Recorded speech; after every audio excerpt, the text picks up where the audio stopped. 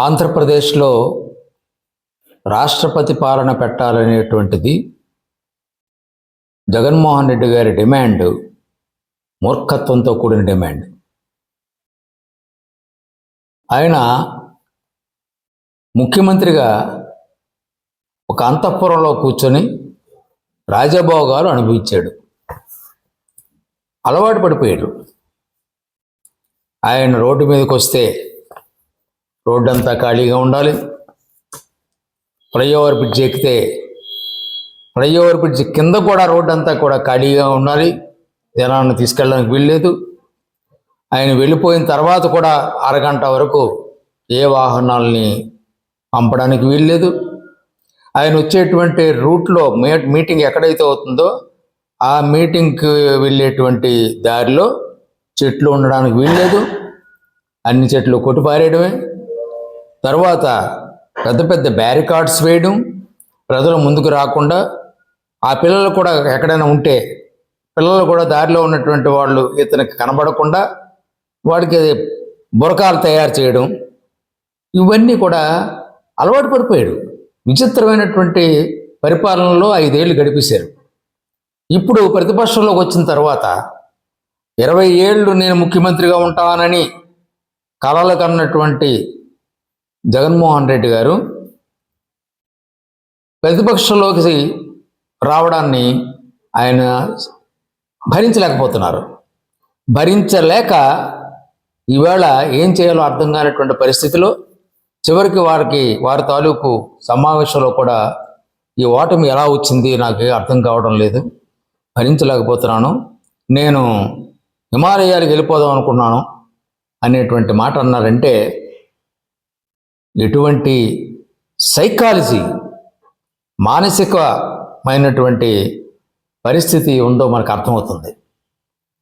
జగన్మోహన్ రెడ్డి గారు ఈవేళ రాష్ట్రంలో జరుగుతున్నటువంటివి ఆయన సృష్టించినవి కొన్ని ఉన్నాయి, సొంతంగా వ్యక్తిగతమైనటువంటి కారణాలతో తనుకున్నటువంటివి కొన్ని ఉన్నాయి, ఇతర కారణాలతో కొన్ని ఉన్నాయి. అన్ని రాజకీయ కారణాలే కాదు. అయితే ఈవేళ దాన్ని ఆసరాగా తీసుకుని నేను ఢిల్లీలో 24వ తేదీన ధర్నా చేస్తానన్నారు. చేయండి, మంచిదే. కానీ నేను సింహాన్ని, నాకు ఎవరు అక్కర్లేదు, ఒంటరిగానే పోరాటం చేస్తాను ఎన్నికల్లో అన్నటువంటి జగన్మోహన్ రెడ్డి గారు, ఆయనకి ఈవేళ ఇతర రాజకీయ పార్టీలు అవసరం వచ్చాయి. నేను ఢిల్లీలో ధర్నా చేస్తాను కాబట్టి, ఈ ప్రభుత్వం మీద పోరాడాలి కాబట్టి మీరందరూ రండి, కలిసి రండి అని ఆయన పిలిపివ్వడం అనేటువంటిది మరి ఆయన దిగజారుడుతనానికి నిదర్శనం కాదా? ప్రధానంగా 22వ తారీఖు నుంచి శాసనసభ సమావేశాలు. ఆ శాసనసభ సమావేశాల్లో ఆయన ఇవన్నీ ప్రశ్నించవచ్చు. రాష్ట్రంలో ఉన్నటువంటి వాతావరణాన్ని, అలాగే 4 రోజుల నుంచి వరదలు, పంటలు నాశనం అయిపోయి వీటన్నిటి గురించి ప్రశ్నించడానికి అవకాశం ఉన్నటువంటి సమావేశాలను ఈవేళ చంద్రబాబు గారు పెట్టారు. దాన్ని వాడుకోకుండా కేవలం ఈ శాసనసభ సమావేశాలని ఎగ్గొట్టడం కోసం, డొమ్మా కొట్టడం కోసం 24ని ఢిల్లీలో కార్యక్రమాన్ని పెట్టడం, వారందరికీ కూడా రాష్ట్రపతి పాలన పెట్టండి అని మనం డిమాండ్ చేద్దాం అని పార్లమెంట్ సభ్యులకు చెప్పడం చూస్తే ఎంత మూర్ఖత్వమైనటువంటి డిమాండో మనకు అర్థమవుతుంది. ప్రజాస్వామ్యానికి అర్థం తెలియని వ్యక్తి జగన్మోహన్ రెడ్డి గారు. అంటే ఆయన ముఖ్యమంత్రి అయితే ప్రభుత్వం ఉండాలి, ఆయన ముఖ్యమంత్రి కాకపోతే ప్రజాస్వామ్యం లేదు, రాష్ట్రపతి పాలన పెట్టేయాలి, ప్రభుత్వాలు ఉండకూడదు. ఇదేనా ఆయన సిద్ధాంతం? ఇది ప్రజాస్వామిక సిద్ధాంతమేనా?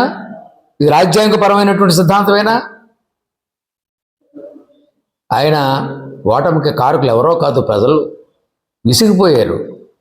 కక్షతో, అసహ్యంతో, భరించాలనేటువంటి వేదనతో అతన్ని అతి ఘోరంగా ఓడించడం జరిగింది.